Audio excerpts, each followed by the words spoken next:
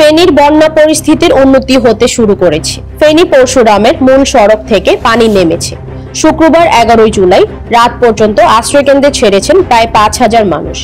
পানি কমতে শুরু করায় ফুটে উঠেছে ক্ষয়ক্ষতির চিত্র।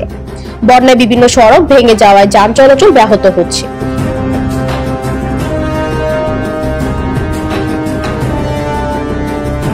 শুক্রবার পর্যন্ত বন্যা নিয়ন্ত্রণ বাঁধের 23টি স্থানে ভেঙে 112টি গ্রাম প্লাবিত হয়েছে। শনিবার নতুন করে কোনো গ্রাম প্লাবিত হয়নি। বন্যা পরিস্থিতি উন্নতি হওয়ার সঙ্গে সঙ্গে ক্ষয়ক্ষতির চিত্র ফুটে উঠেছে। ধসে যাওয়া বাড়িঘর মেরামতেও ব্যস্ত দেখা যায় অনেক বাসিন্দাকে। বন্যার কারণে আমাদের ফসলগুলো নষ্ট হয়ে যায়, যেমন এখন বীজগুলো নষ্ট হয়ে যায়, তারপরে আপনার সবজিগুলা নষ্ট হয়ে গেছে। ভালো করে বান্ধা না বিদায় এই অবস্থায় আমরা এসব কন্ট্রাক্টররা না দিই, সেনাবাহিনী যদি খুদ খায় আর কাজ করে, কাজটা ঠিক মতন হবে। আমরা কোনো ত্রাণ চাই না, আমরা চাই যে আমরা থাইভাবে সিলোনিয়া নদীর বেবাদ গুলা, গতবারও ওই বাঁধটা কিন্তু তারা সংস্কার করে নাই, আমরা নিজেরা করছিলাম।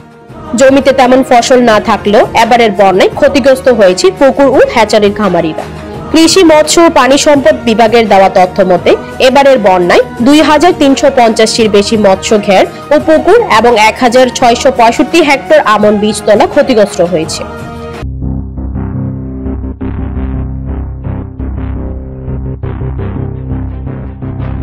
এছাড়াও বন্যায় এখন পর্যন্ত পরশুরাম, ফুলগাছি ও ছাগলনাইয়া উপজেলায় প্রাণী সম্পদের 64,98,750 টাকা ক্ষয়ক্ষতি হয়েছে। পুরোপুরি পানি নেমে যাওয়ার পরই ক্ষয়ক্ষতির চূড়ান্ত পরিমাণ তুলে ধরা হবে বলে জানান তারা।